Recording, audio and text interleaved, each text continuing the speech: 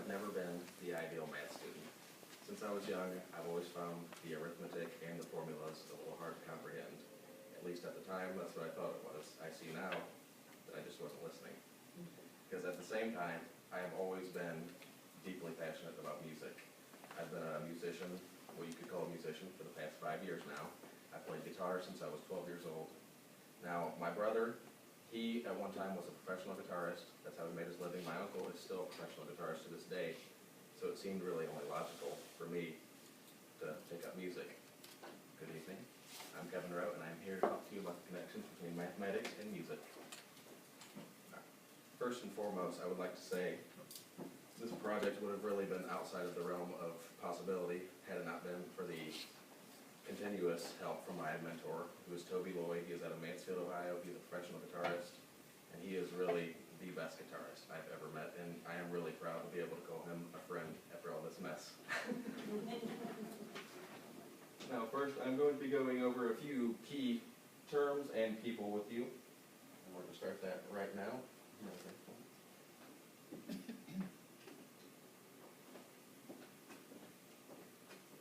Now, first up, we have Leonardo of Pisa. He was born approximately in 1170, and he lived until 1240. He was clearly born in Italy.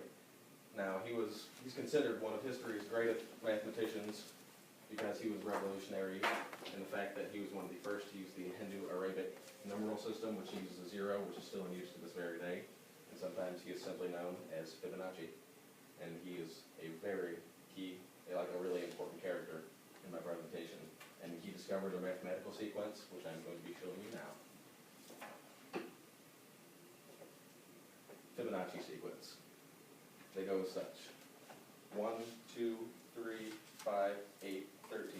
Now if you examine, you'll see that the sum of each prior number equals the next one, and it just continues and continues. And right here, we have what's called a golden rectangle, where if you apply Fibonacci numbers to it, it forms a spiral. And right here, you can see how that very same spiral occurs in nature, because spiral is the most economic way to arrange things.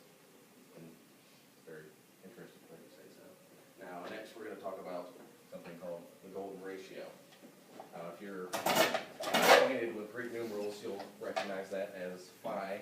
It doesn't really have much significance here. It's just been attributed to the golden ratio, and you can summarize it down to a number in a few decimals, which is 1.618.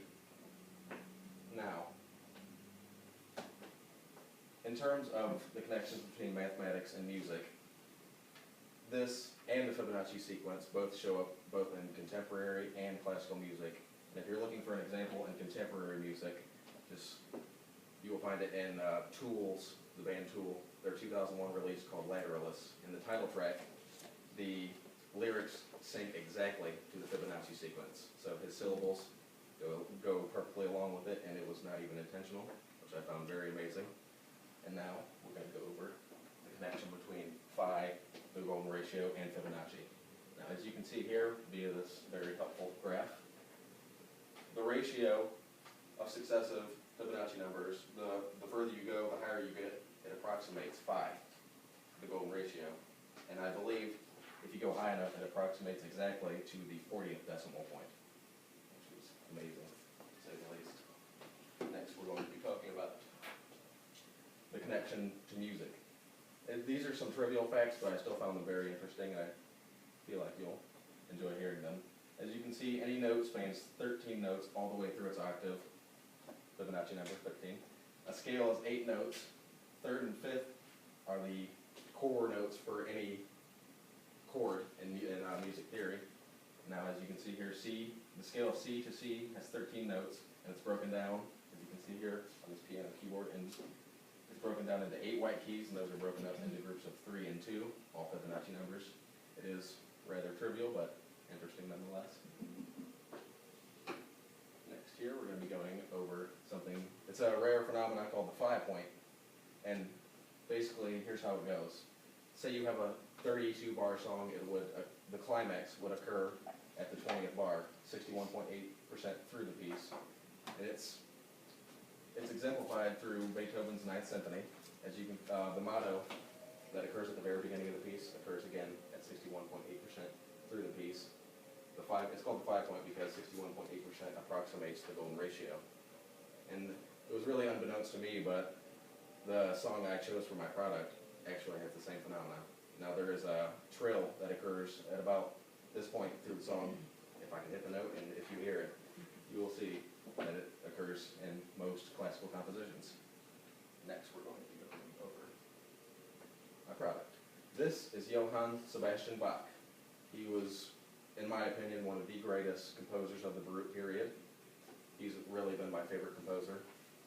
And after learning everything I did about the connections between mathematics and music, I felt it was only logical to pick a piece from Johann Sebastian Bach. And the piece is Prelude in D major, which I will be sharing with you now.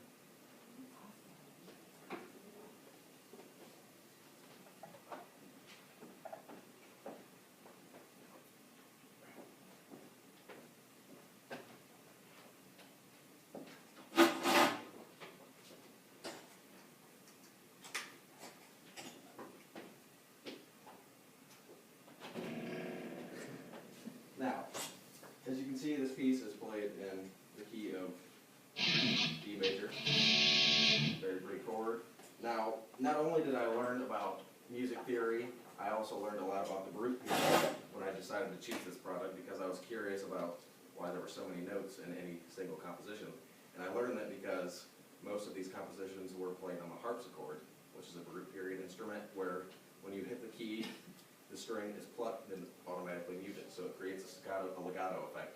It's all right, and you need a lot of notes because you'll have empty space because they're muted. So that's why there's going to be a lot of notes here, and I'll exemplify it for you right now. Bach's Prelude in D major. Here we